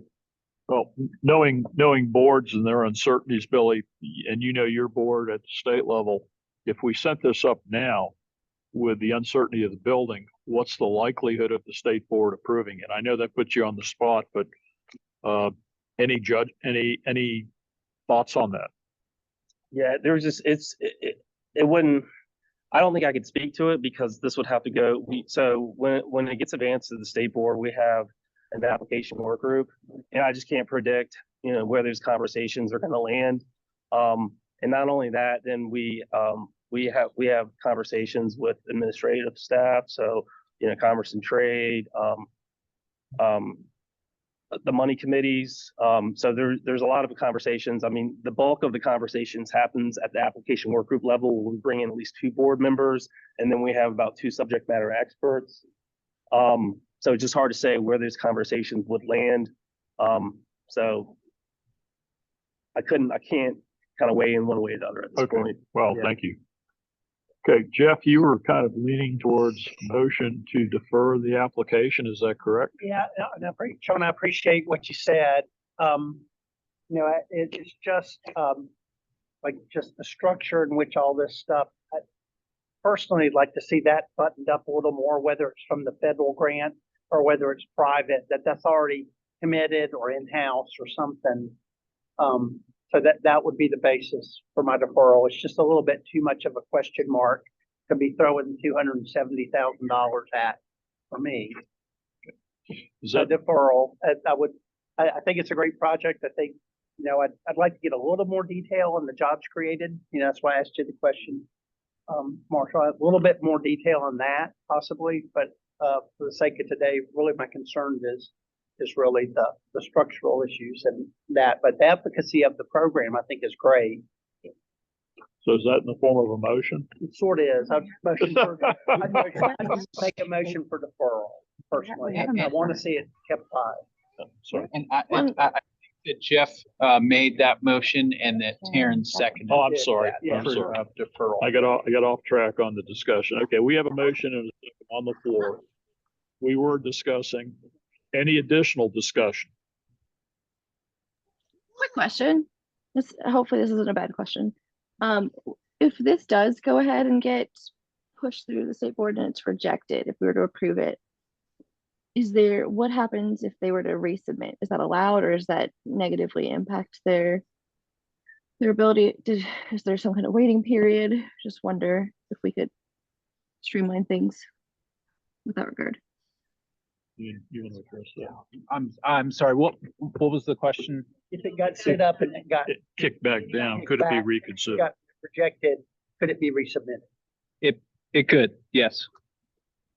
So we've had several deferred. I mean, basically it would It would follow the same timeline as if we deferred it. So it would come back, we would make changes to the application based on the feedback that we get from the work group, group at the state level as well as the state board. You all would vote on it again in October, and then it would go back in December. So it basically just fall on the timeline for the next round if the state deferred it at their September meeting. So we have a motion on the floor with a second. I'd withdraw and submit that we actually move forward with it with the idea that we could resubmit. That way we're not making the project more expensive, but understanding that there's not necessarily a negative consequence for it being kicked back. Assuming I'm understanding that correctly and that this isn't going to create a risk by having it, sending it out now before. Yeah, the motion has been made and duly seconded. I'm not sure you can withdraw your second. We need to vote on the motion as presented to defer. If it's defeated, then we could consider that track of action. Okay. So with all of Just for that, clarity, that's not Karen, right? yeah. Make it- With all of that said, let's call for the question. All those in favor of the motion to defer the application, this will be a roll call. Anzavino, Aye. Karen Bryce Rowland, Nay. Renee Daniels, Val Folds. Aye. Vernon Green Jr. Aye. Joel Griffin. Aye. Dr. Gullickson. Still on. Dr. Gullickson, are you still there? Lisa Hall. Dr. Kennedy. Aye. Kim McClellan. Aye. Jeff Persky. Lindsay had to step out for a meeting. Dr. Young. All right, motion carries. Motion carries. The application is deferred until our next meeting. Thank you all for your great discussion on this. It doesn't mean that we don't support the application. We just need to button the things up that we've discussed, and we will consider this at the October meeting, which will be a remote meeting, which should be even more fun. Thank you for all your input. Okay. Thank you. All right, let's move on to our next application. Bay Country Workforce Development Board Regional Talent Implementation Application. And as opposed to Jackie Davis making the presentation, we'll have Stephen Goals. Stephen, are you online? I am online. Can you hear me okay? We can. Excellent, excellent. I'm just going to stay off camera just to preserve bandwidth. That's some storms around right now I'm trying to deal with. As you know, the Regional Talent Strategy grant that you have in front of you builds upon the Talent Pathways Initiative that we previously emphasized, talent attraction, development, and attention, with an end goal to create a talent pipeline for Region 6, and that will meet the current and future workforce demands of the region. We have 4 goals in this model that we're presenting to build upon the TPI initiative that we previously did in this implementation project. And our first goal is implementing a sector partnership and framework to support business-led education initiatives. And that will be through the creation of business-led advisory committees for the industries that we've identified: aquaculture, manufacturing, IT, and healthcare professions. And that'll involve career pathway development, informing education on the training needs. And by education, we define that as our local community colleges, private training providers, and the University of Mary Washington, which is located in our region. We'll be holding local talent summits and inviting all stakeholders, which will include business, education, workforce partners, the chambers of commerce, the planning district commissions, economic development, and et cetera.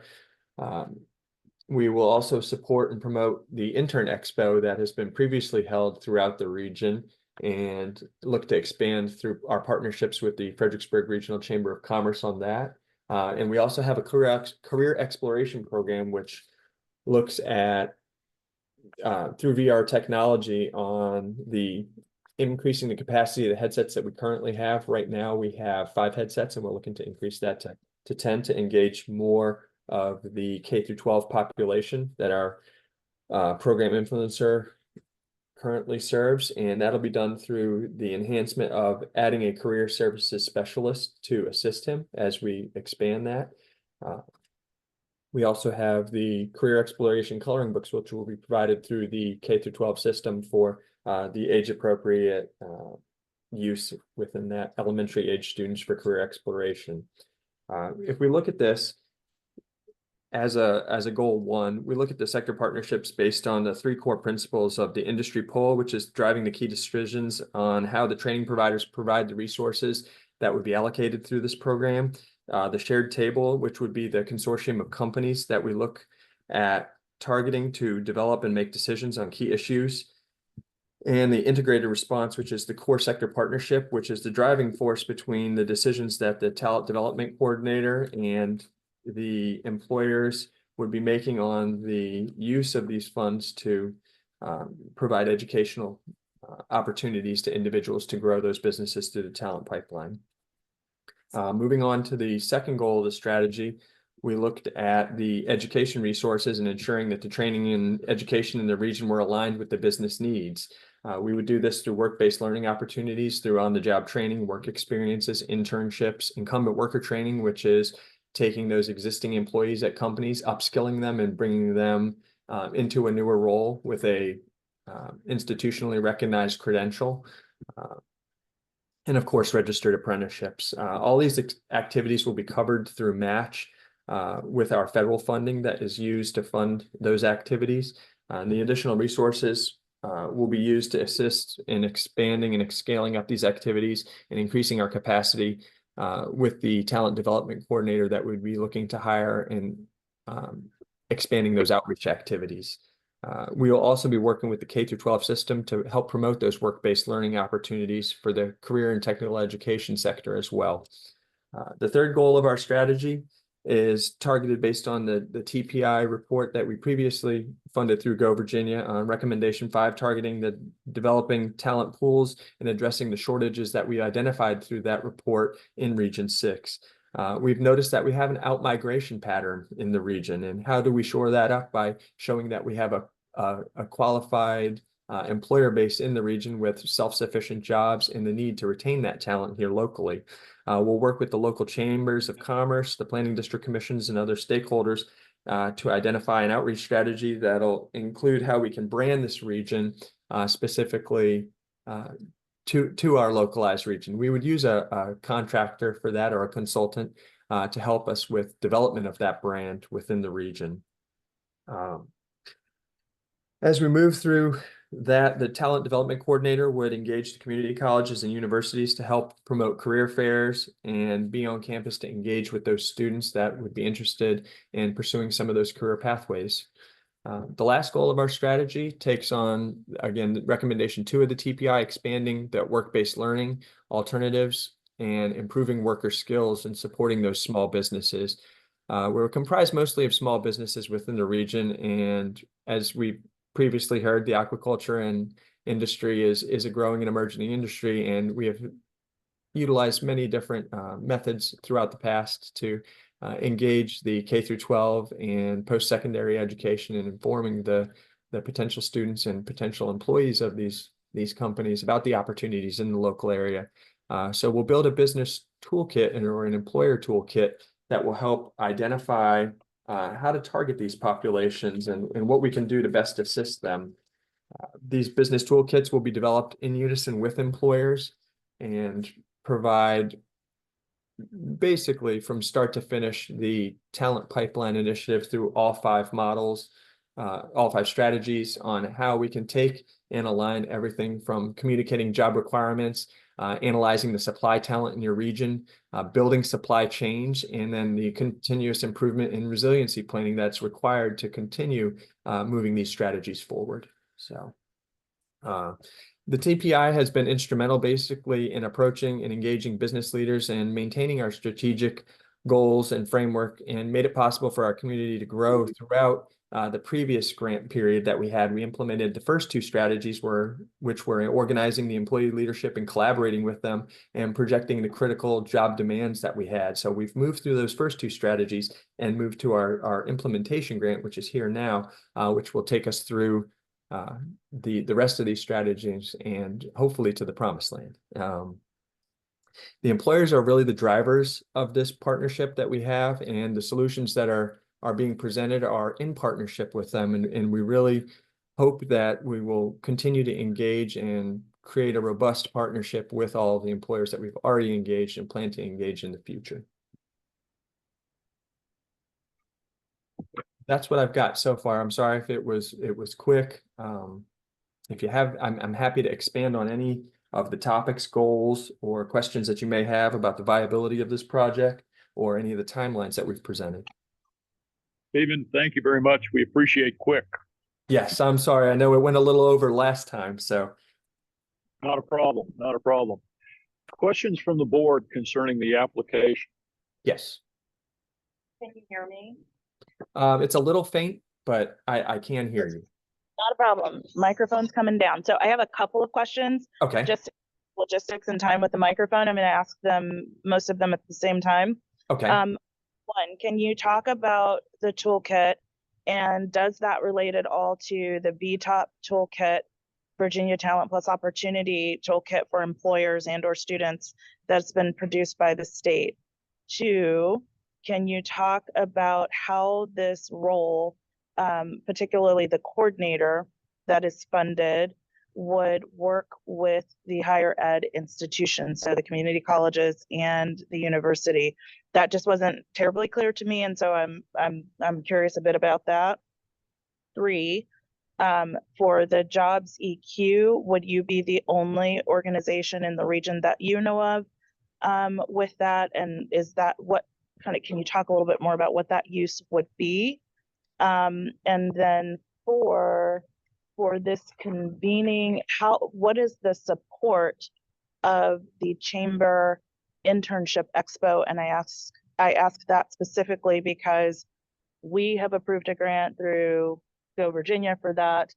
There was also a grant through VTOP for UMW that we are supporting that. So I want us all to support it. I'm just curious about specifically how you're planning to support it to make sure that we're not kind of overlapping funds and really therefore making it even more difficult for the organization to use them effectively. So those are my 4 questions. All right, starting with question 1, where we talked about VTOP. This is going to work hand in hand with the University of Mary Washington's VTOP program. We have a letter of support in our application from Antoinette Jenkins, Dr. Jenkins, and we're looking to basically become an enhanced advertising model for the VTOP and advocate for that, and looking to raise awareness and bring awareness to that toolkit. We're not going to reinvent the wheel. We're going to utilize that toolkit that has been developed and be sure it's distributed to any and all industry and employer partners. Going back to does that answer that question? No, actually, because in your, I just want to clarify. So in your grant, you mentioned an employer's toolkit. Is that the VTOP toolkit? Oh, I apologize. No, that is not the VTOP toolkit. This will be a toolkit that we work to develop in unison with our partners on this project, which will be Mary Washington, the community colleges. Everyone will have input as well as the employers to develop that toolkit. And it will be separate from that. And the purpose of that is distinct from the state toolkit that already exists? It is. It will be regionalized. Yes. Oh, okay. Are you? I guess my question would be, I would want to make sure that it has a purpose, because if we've already got businesses using the state toolkit, I don't want to muddy the waters and now we've approved another toolkit that they should be using. So I think from working with businesses with a K-12 entity, we want to make sure we are providing consistent messaging for our businesses. Okay. I am happy to take that back to Jackie, and we can work to revise that so that we're utilizing, not reinventing the wheel as I think the point there is just making sure that it is included and integrated so that we're not saying now we have another toolkit.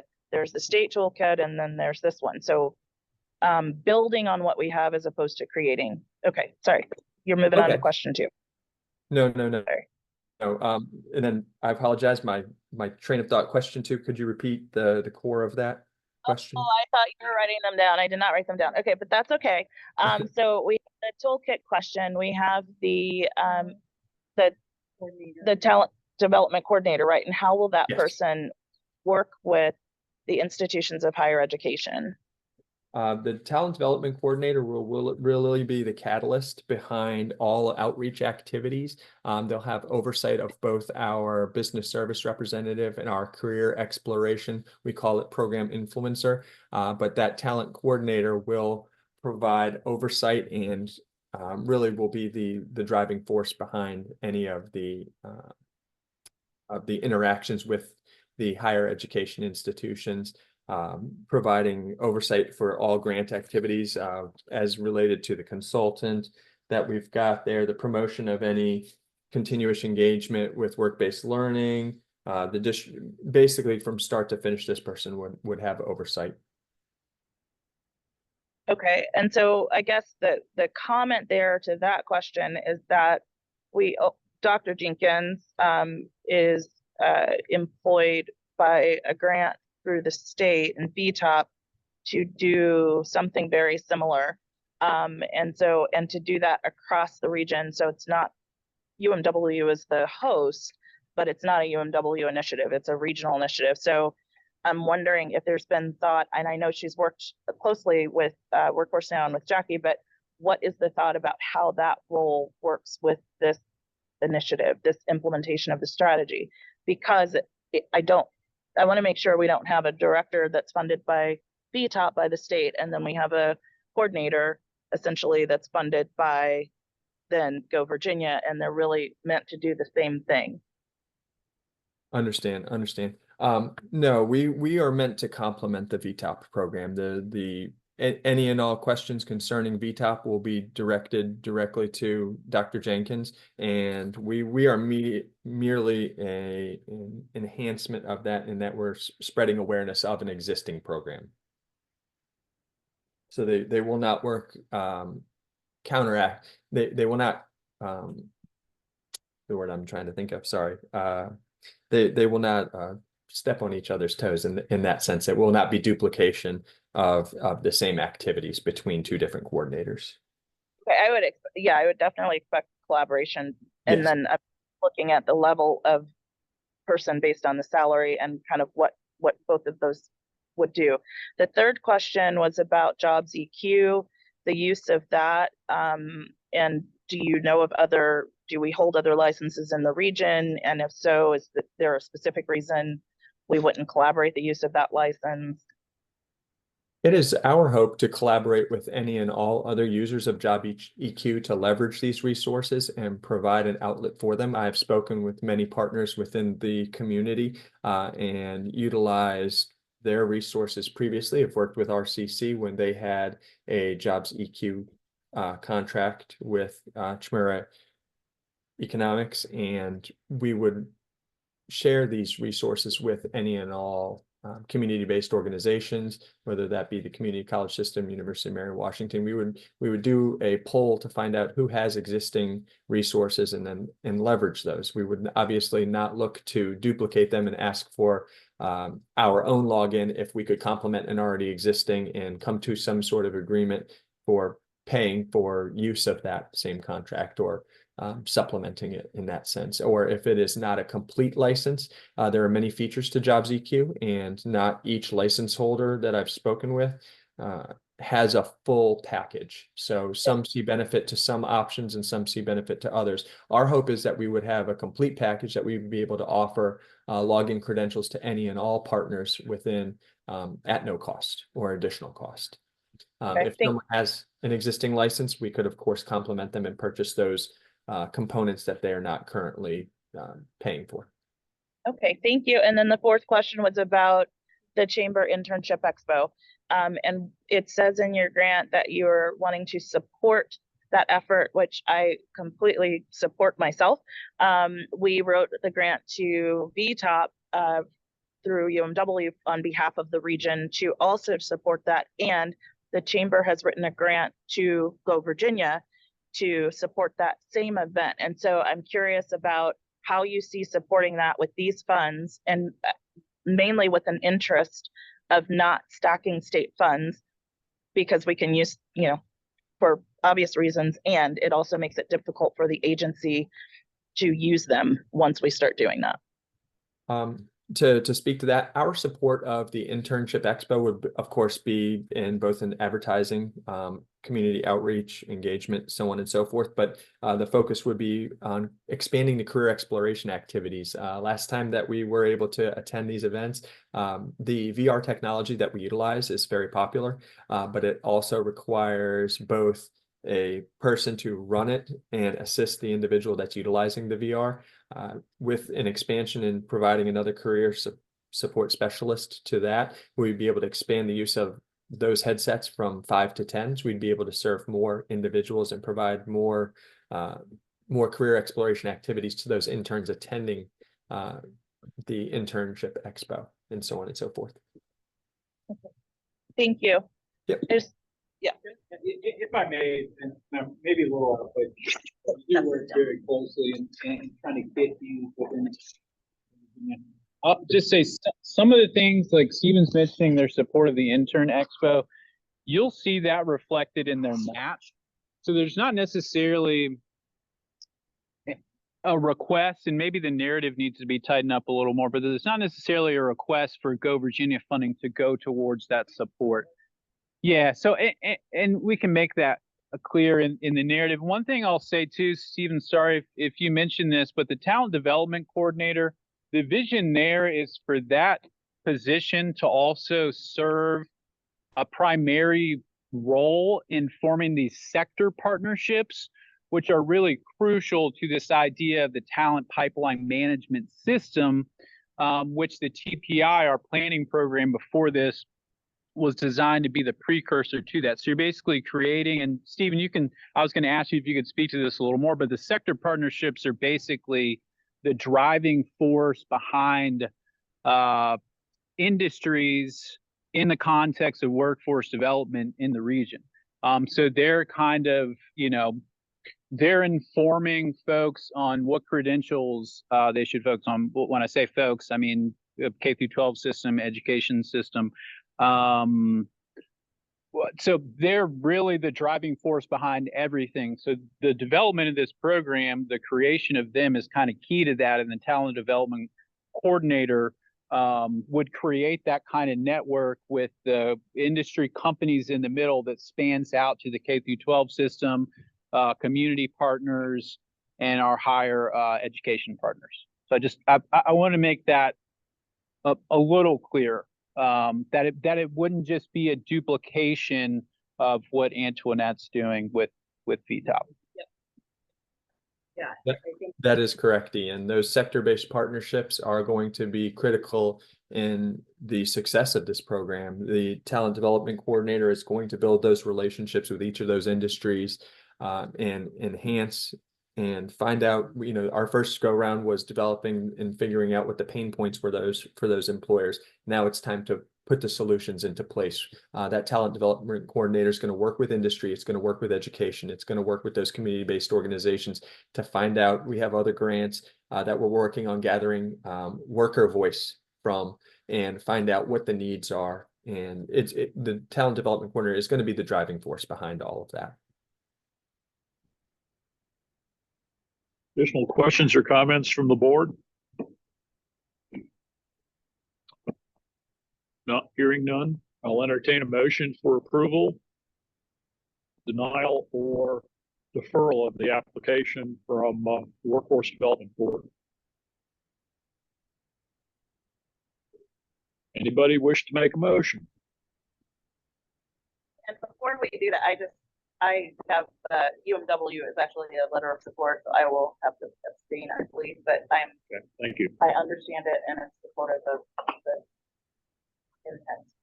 And this is Shannon. I'm in the same situation as Kimberly, but I do support it. But I won't be able to vote. Thank you, Dr. Kennedy. Okay, we have a motion to approve the application from Renee Daniels. Do I hear a second? So moved. Well, we have a second on the floor from Jeff. Any further discussion? Hearing none, we'll call for a roll call vote. John Anzavino, Yes. Taryn Bryce Rowland, Yes. Renee Daniels, Val Folds, Yes. Vernon Green Jr., Joel Griffin, Yes. Dr. Gullickson, Lisa Hall, Dr. Kennedy abstained. Kim McClellan had to step out. Jeff Safersky, Lindsay Watson. All right, and Dr. Young abstained. The motion carries. Thank you very much. All right, moving on. Information items. Ian? Yeah, I'll be super quick. We're over time. I do want to recognize Cody Anderson, also at DHCD. He's our secondary for the region, primary to a lot of other regions. We recognize Billy, but Billy Gamble, again, he's our primary for DHCD. Chip Boyles, our director at the PDC. We know Jen, she gave her presentation. Bruce, we know. And then the great Mike Farello. I don't know if you want to say anything. He's the director for the. Go ahead. No, I was just gonna say he's the new executive director for the Rivers Region Entrepreneurial Ecosystem Council, which is spearheading our regional entrepreneurial ecosystem efforts. It was good. We were in a meeting last week with the NIP, suggested that I come here and kind of see the work here and introduce myself. So very happy to be here. About 5 weeks into it, so having a great time, and really appreciate hearing about everything that's going on for Virginia. Looking forward to future work with you guys. Thank you. Thanks, Mike. Thank you all for coming. We appreciate it. Any additional comments from the board before we adjourn? We do have lunch, is that correct? We do. Yep. Yep. Lunch is here if you'd like to have lunch. And the perfect, Last in the finance report. you want to hear the financial I report? mean, I'm just questioning. Well, I'm fine with it. okay, sure. Yeah, typically. Yeah. Well, typically we share the financial report, just kind of give you guys an idea of where we are with drawdowns and current projects. Don't typically go too in depth, but I will just say, just in terms of pipelines, so we have 4 projects right now in addition to these 2 that are in the pipeline. So working with Healthy Harvest on an aquaponics project, that would be a planning project. We're working with the Fredericksburg Regional Council on educational models for the data center industry. We're working potentially on the implementation for the West Point site. That's the large industrial park that we've been working with the PDC in the Middle Peninsula to develop. That's going to be tiered up to a tier 3 when we finish the project. We'll close out very soon. And then we're working with the Virginia Black Chamber of Commerce to expand their accelerator program to include the Northern Virginia region. Other things, just kind of real quick. So the state board, I don't know if you guys recall this, but we sent an appeal to the state board in January for a planning grant from Stafford County Adjacent Learning. Because that was kicked back. The state board decided not to accept our appeal, so that project has been denied at this point, and there's really no recourse after that. That was a project that basically developed modules for entrepreneurship in the context of the professional, scientific, and technical services industry. And then also the other thing that happened kind of during the conversation but subsequent to that, I had mentioned to you guys that the state budget was rescinding $28 million from Go Virginia per capita funding for Go Virginia. So we had some of that money pulled back. Our region was in a pretty fortunate position in that we didn't have a ton of money banked.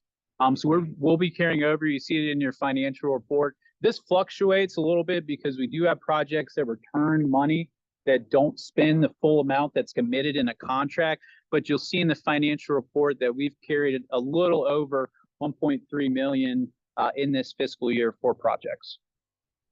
Thank you. Any additional questions or comments?